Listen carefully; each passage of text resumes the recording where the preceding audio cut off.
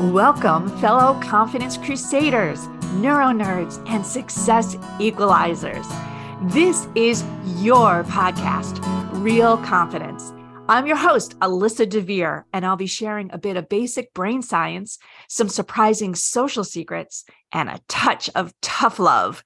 Why? Because I believe confidence is everyone's fundamental right and choice. So let's get to it. Guilt is quite a tool. If you have a Jewish or Italian mother, I'm sure there's other cultures. Boy, do they take advantage of guilt, right? If you keep eating that dessert, you'll never get a husband. Or you could have been a doctor, right? How about this is one that I've gotten from my mom. I didn't know your phone was broken. You could call me once in a while. My answer to that was, well, I guess your phone is broken too then. But, sometimes guilt can be good. It can be a motivator. It can really kind of get you from a place of, I really need to do something. But it can also be the opposite. It can make you feel less than, worthless, right? So let's talk about guilt for a little bit. And yeah, it's a very powerful emotion, or actually, I'm going to reposition that as a reaction to one of the confidence fears. And confidence fears, for those of you who are new to the podcast, I talk about these a lot. These are the fears that trigger in our head this question of our confidence, which is the fear of failure, the fear of regret, and the fear of rejection. Now, they're all very connected, in some ways, even synonymous. But guilt really hits hard on that fear of regret, that we did or didn't do something that we really could have, should have, wanted to.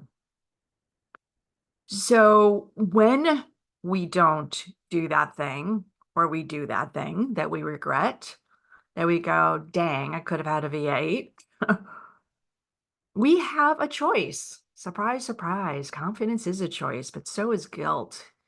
Guilt is a choice.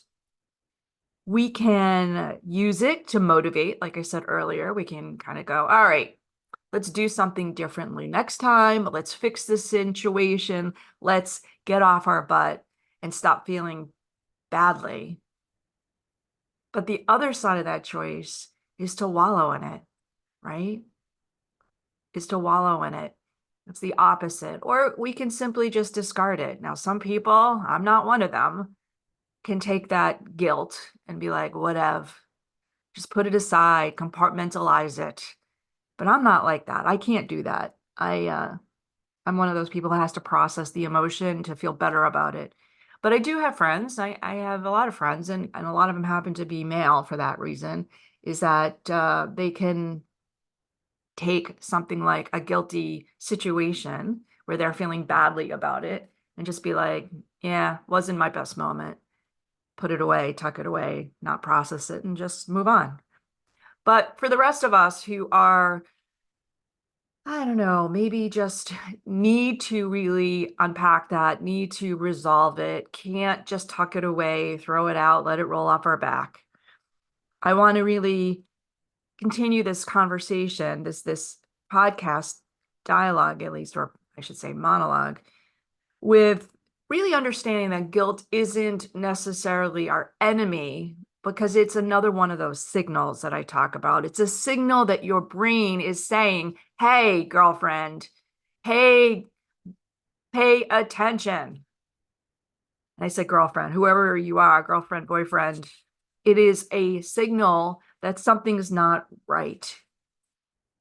It could be something trivial. It could be, I did this recently. I went to a restaurant, I left a tip, and then like as I was driving away, I was recalculating and go, oh, I should have left more money.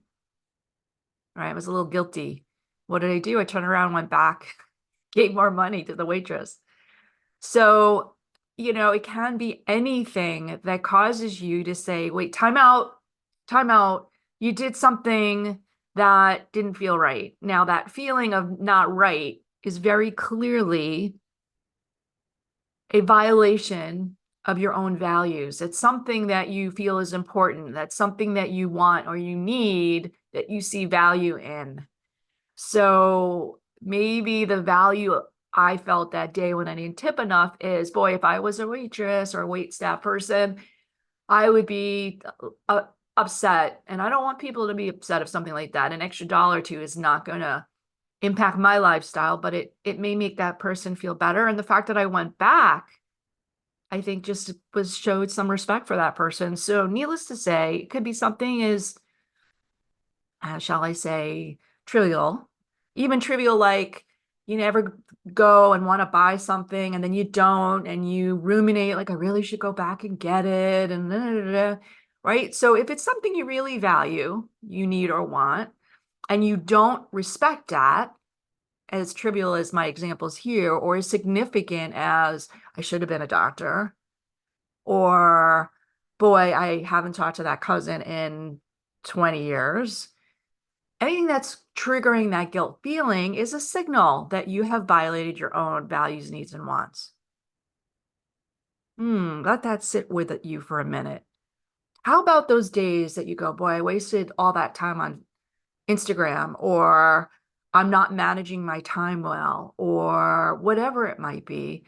You can really look at that as, if I'm feeling guilty, it's because I'm doing something that's not aligned with what I value, need, or want. Simple in concept, right? So what I would like to do is take a quick sponsor break, and I want to come back and really talk through, when you feel that guilt, that signal, what are your options? What can you do to resolve it so that it's not lingering in your brain, rattling around, taking extra energy and cognitive cycle? So we'll be right back. Want to level up your confidence, your career, maybe even your coaching? Well, then head over to AmericanConfidenceInstitute.com. E-classes are there, as well as our coaching certification program, and you don't need any coaching experience to do it.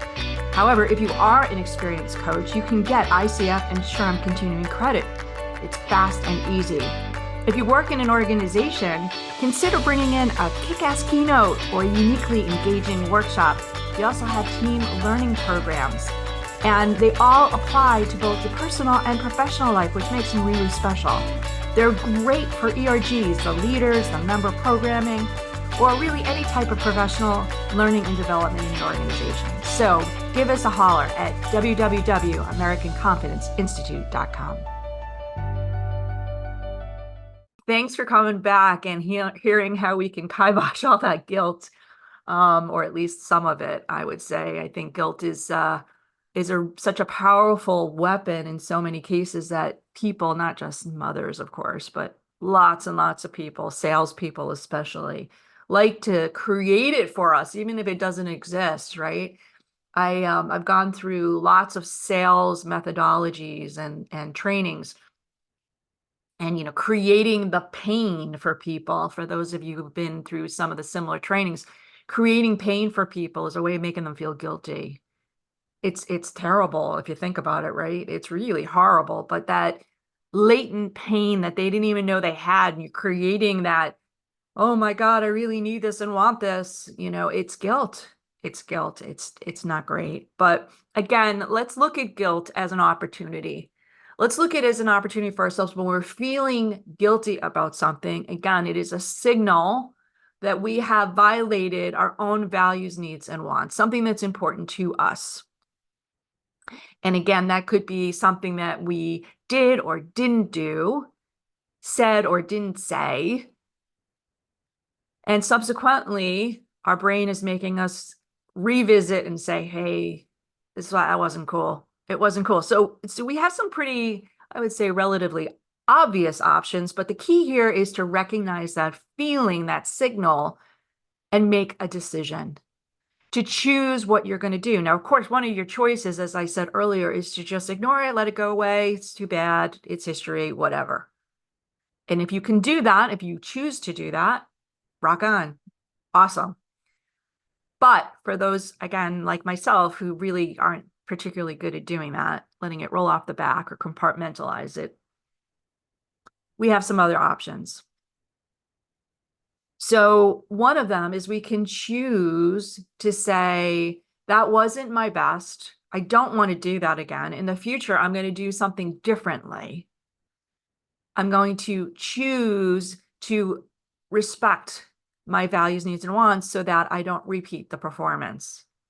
And it could be anything. It could be, I regret the way I presented. I regret the way that I got defensive in a pitch. It could be, I regret spending all that money on X or wasting all that time on Y, right? So any of those things, particularly if they weren't terribly, shall we say, destructive, that they are just like, all right, that just sucked. I'll move on, but I'm going to do it differently next time.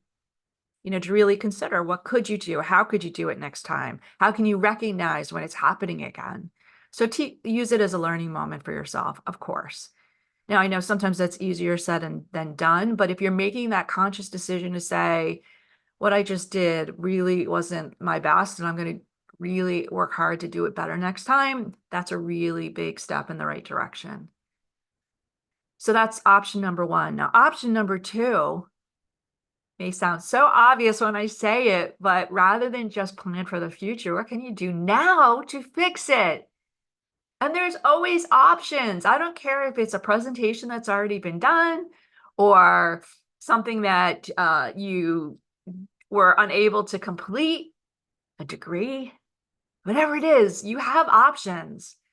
And so is there a way that you can fix whatever it was that you did or didn't do in the way that you were hoping to or you would want to? And in that moment of taking back your power, your control to choose what you want to do, you're basically saying to your brain, to that guilt, I hear you. I recognize that that is not the way I wanted things to go. And I am choosing how I want them to go from here. That's what confident people do. So figuring out that next step, very important.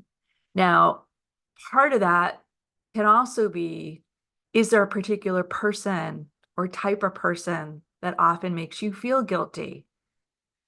And in that, I want to invite you to think about something that maybe that person or that situation has a pattern, has a reason why they're doing that to you, that they're making you feel guilty. First of all, are you enabling them by reacting in a guilty way, kind of like a bully? Not kind of, like a bully. But also that person who's creating the guilt for you probably is offloading some of their own. Again, typical bully behavior, right? I shoulda, coulda, woulda. And subsequently, I feel badly about myself, but I'm going to make you feel badly because then we're both in the same boat, the guilty boat. So when somebody does that to you, or you allow somebody to make you feel guilty, maybe take a step back and also make the choice that you're not going to react, that you're not going to be defensive, and maybe even acknowledge to that person, you're right. I wasn't my best then, but I'm really working hard to correct it. So thank you for pointing that out. And even if it's your mother, and even if it's a dessert that she's harping on, you can say, you know what, Mom, I love this dessert. And I am working hard on my weight, but I appreciate you letting me know, and I will take it from here. Whatever. Stand up, make the choice. All right, my friends. Hope it's given you good food for thought, dessert, and all that. And thanks for joining me again here on Real Confidence. Before we totally wrap up, I want to let you know that full transcripts and show notes for this and other Real Confidence episodes can be found on www.americanconfidenceinstitute.com/podcast. I also want to remind you once again that the best way to get confidence is to give it to others. And you can do it just by liking and sharing this episode on your preferred podcast and social media channels. You can even give me some confidence by noting topics you'd like me to consider for the future. So for now, this is Alyssa DeVere. Thank you for helping to bring more confidence to the world. Master editing done by Ben Weinstein, with original music performed and composed by Jeff Mitchell. Real Confidence is a production of American Confidence Institute. All rights reserved.